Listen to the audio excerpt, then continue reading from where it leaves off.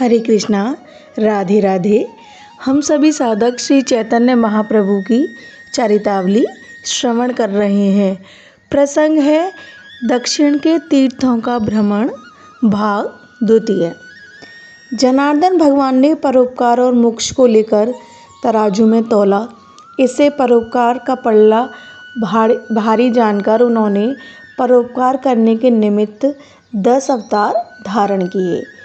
साधारण मनुष्य जिन कामों को करते हैं उन्हीं को महापुरुष भी किया करते हैं, किंतु साधारण लोगों के कार्य अपने सुख के लिए होते हैं और महापुरुषों के काम समस्त जीवों के कल्याण के निमित्त होते हैं। महात्मा तो स्वयं तीर्थ स्वरूप हैं, उन्हें तीर्थ यात्रा की आवश्यकता ही क्या। उन्हें ना तो स्वर्ग की ही इच्छा है और न पवित्र होने की। करोड़ों स्वर्ग उनके संकल्प से उत्पन्न हो सकते हैं और जगत को पवित्र करने की शक्ति उनमें स्वयं ही मौजूद है।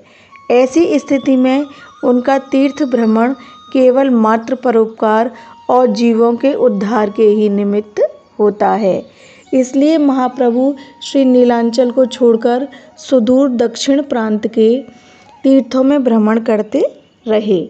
वे जहाँ भी पधारे वहीं तीर्थ धन्य हो गए और वहाँ के नर नारी कृतकृत्य हो गए। चातुर्मास बिताकर महाप्रभु वेंकट भट्ट से विदा लेकर श्री रंगम होते हुए ऋषभ पर्वत पर गए। वहाँ पर उन्होंने सुना कि स्वामी परमानंदपुरी महाराज यहीं ठहरे हुए हैं। इस संवाद को सुनकर प्रभु पुरी महाराज के दर्शनों के लिए उनके निवास स्थान पर गए और वहां जाकर उनकी चरण वंदना की।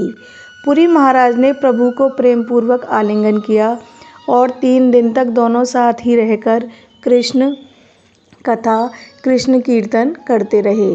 पुरी महाराज ने कहा, मेरी इच्छा है कि मैं श्री पुरुषोत्तम भगवान के दर्शन करके गंगा स्नान के निमित्त नवद्वीप जाऊं।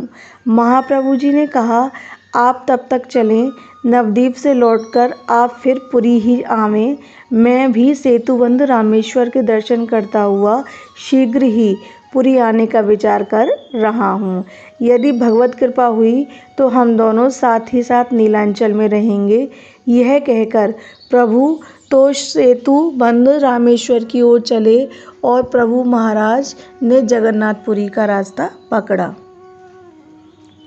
महाप्रभु अनेक वन, पर्वत और ग्रामों में होते हुए शैल पर्वत पर पहुँचे। वहाँ ब्राह्मण ब्राह्मणी का वेश धारण किए हुए शिव पार्वती जी का प्रभु ने आतिथ्य ग्रहण किया। वहाँ से कामकोष्ठपुरी होते हुए वे दक्षिण मथुरा पहुँचे। वहाँ पर एक ब्राह्मण ने प्रभु को निमंत्रित किया। वह ब्राह्मण प्रतिक्षण रोता रोता सीताराम सीताराम रटता रहता था। प्रभु ने उसका निमंत्रण सहर्ष स्वीकार किया और मध्याह्न स्नान करके उसके घर भिक्षा करने पहुँचे। महाप्रभु ने जाकर देखा उसने कुछ भी भोजन नहीं बनाया है, उदास भाव से चुपचाप बैठा है। महाप्रभु ने हंसकर पूछा, विप्रवर, आपने अभी तक भोजन क्यों नहीं बनाया है? अत्यंत ही सरलता के साथ ब्राह्मण ने कहा, प्रभु, यहाँ अयोध्यापुरी की तरह वैभव थोड़े ही है जो दास दासी सब काम क्षण भर में कर दें। यहाँ तो अरण्यवास है। लक्ष्मण जी जंगल से फल फूल लावेंगे, तब कहीं सीता माता रंधन करेंगी, तब मेरे सरकार प्रसाद पावेंगे। महाप्रभु उस भक्त ब्राह्मण ऐसे विशुद्ध भाव को देखकर अत्यंत ही प्रसन्न हुए और उसकी भूरी भूरी प्रशंसा करते हुए प्रेम में उन्मत्त होकर नृत्य करने लगे। अब वह ब्राह्मण उठा और अस्त व्यस्त भाव से भोजन बनाने लगा। तीसरे पहर जाकर कहीं भोजन बना। उससे बड़ी श्रद्धा भक्ति के सहित प्रभु को भिक्षा कराई। प्रभु को भिक्षा करा के वह निराहार ही बना रहा। उसने कुछ भी प्रसाद नहीं पाया। तब प्रभु ने पूछा, विप्रवर, आपने प्रसाद नहीं पाया, यह क्या बात है? आप इतने दुखी क्यों हैं? अपने दुख का मुझे ठीक ठीक कारण बताइए। उस ब्राह्मण ने रोते रोते कहा, प्रभु, जगत जननी सीता माता को दुष्ट रावण अपने पापी हाथों से पकड़ ले गया। उस दुष्ट राक्षस ने माता का स्पर्श किया। इससे बढ़कर मेरे लिए और दुख हो ही क्या सकता है। मैं अब जीवन धारण ना करूँगा। जब मुझे यह बात स्मरण होती है तभी मेरा कलेजा फटने लगता है। महाप्रभु उसके ऐसे दृढ़ अनुराग को देखकर मुग्ध हो गए। ओहो, कितना ऊंचा भाव है! इसे महापुरुष के सिवा और कोई समझ ही क्या सकते हैं। प्रभु ने उसे धैर्य बंधाते हुए कहा, विप्रवर, आप इतने भारी विद्वान होकर भी ऐसी भूली भूली बातें करते हैं। भला जगत जननी सीता माता को चुरा ले जाने की शक्ति किसी में हो ही कैसे सकती है। यह तो भगवान की एक लीला थी।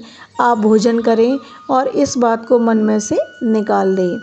महाप्रभु के अनुग्रह से उसने थोड़ा बहुत प्रसाद पा लिया, किंतु उसे पूर्ण संतोष नहीं हुआ।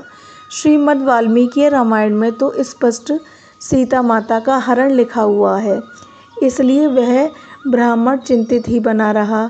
महाप्रभु भी दूसरे दिन आगे को चल दिए। दक्षिण मथुरा से चलकर महाप्रभु ने कृतमाला तीर्थ में स्नान किया और महिंद पर्वत पर जाकर परशुराम भगवान के दर्शन किए। वहां से सेतुबंध रामेश्वर के दर्शन करते हुए वे धनुष तीर्थ में पहुँचे और उस तीर्थ में स्नान करके श्री रामेश्वर में पहुँचे। वहां शिवजी के दर्शन करके प्रभु लौट ही रहे थे कि कुछ ब्राह्मणों को वहां बैठे हुए देखा। वहां पर कूर्म पुराण की कथा हो रही थी। प्रभु भी कथा सुनने के लिए बैठ गए। दैवयोग से उस समय सीता जी के हरण का ही प्रसंग हो रहा था।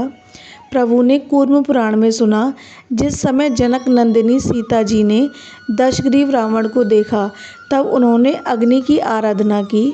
उसी समय अग्नि ने सीता को अपने पुर में रख लिया और उसकी छाया को बाहर रहने दिया। राक्षस राज रावण सीता जी की उस छाया को ही हर कर ले गया था। जब रावण को मारकर भगवान ने सीता जी की अग्नि परीक्षा की तब अग्नि ने असली सीता जी को निकालकर दे दिया। वास्तव में रावण सीता जी की छाया को ही हर कर ले गया था। असली सीता जी का तो उसने स्पर्श तक नहीं किया था। भक्त वत्सल महाप्रभु इस प्रसंग को सुनकर अत्यंत ही प्रसन्न हुए। उन्होंने सोचा, इसकी प्रतिलिपि करके उस परम भक्त रामदास को दिखानी चाहिए। फिर प्रभु ने सोचा, यदि मैं नवीन पत्र पर प्रतिलिपि करके ले गया तो बहुत संभव है नूतन श्लोक समझकर उसे विश्वास ना हो। इसलिए प्रभु ने उस कथा कहने वाले ब्राह्मण से कहा,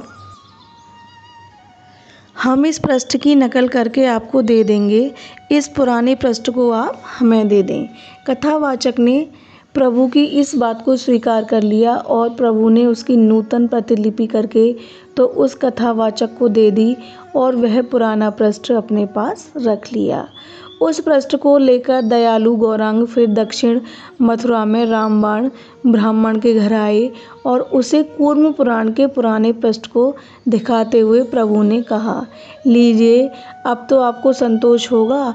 अब तो कूर्म पुराण में ही लिखा है कि रावण सीता जी की छाया को हर कर ले गया था। महाप्रभु की दयालुता को देखकर वह ब्राह्मण प्रेम में व्याकुल होकर रुदन करने लगा। प्रभु के पैरों को पकड़कर उसने रोते रोते कहा, आज आपने मेरे दुख को दूर किया।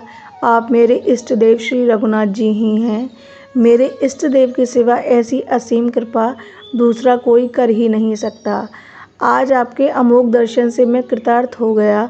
आपने अनुग्रह करके शोक सागर में डूबते हुए मुझ निराश्रय का उद्धार कर दिया। प्रभु, मैं आपकी स्तुति ही क्या कर सकता हूँ। उस ब्राह्मण की ऐसी स्तुति सुनकर प्रभु ने कहा, विप्रवर, मैं आपकी भक्ति देखकर बहुत ही अधिक संतुष्ट हुआ हूँ। ऐसा सच्चा भक्त मुझे और कहीं नहीं मिल सकता। इस प्रकार उस ब्राह्मण को संतुष्ट और कृतार्थ करके महाप्रभु आगे के तीर्थों में जाने का विचार करने लगे। अब यह प्रसंग यहीं विश्राम लेता है। हरे कृष्णा, राधे राधे।